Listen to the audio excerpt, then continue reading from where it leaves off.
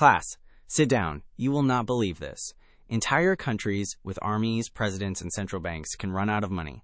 And it happens more often than your textbook admits. First, let's be clear about what bankrupt means for a country.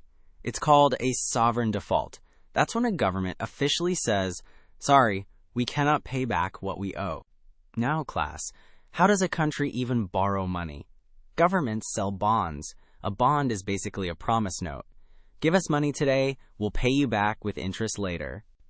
Countries borrow for roads, hospitals, wars, and sometimes just to pay their old debts. That last one is the part that should make you sweat. Borrowing to repay borrowing. Here is the number that matters, class. When a country's debt gets close to or above 100% of its GDP, that means it owes more than its entire economy produces in a year. Japan is actually above 260% debt to GDP right now. The United States is over 120%.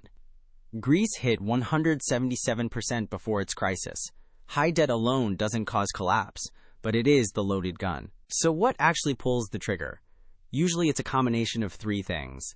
The economy shrinks, investors panic and stop lending, and the currency collapses.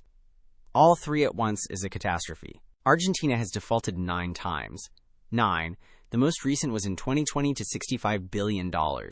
Class, that is not a typo. 6. $5 billion unpaid. Zimbabwe tried a different trick. Instead of defaulting, they just printed more money.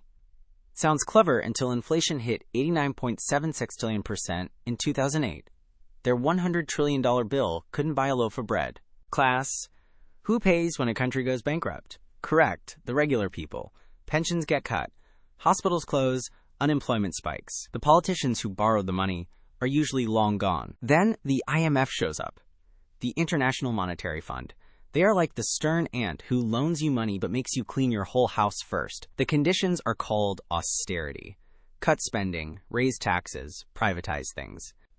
Austerity is deeply controversial, class. The IMF says it stabilizes the economy. Critics say it crushes poor people to protect rich bondholders. Both things can be true at the same time. Sit with that. The countries that recover fastest usually do 3 things.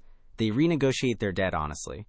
They rebuild trust with investors, and they grow their economy so the debt becomes a smaller share over time. Iceland was told it was finished in 2008. Instead of bailing out the banks, it let them fail, prosecuted the bankers, and protected its citizens. 10 years later, full recovery. The playbook no one followed. The hard truth, class?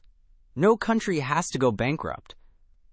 It is always a series of choices, by leaders, by lenders, by institutions, that ordinary people never voted for and almost never benefit from.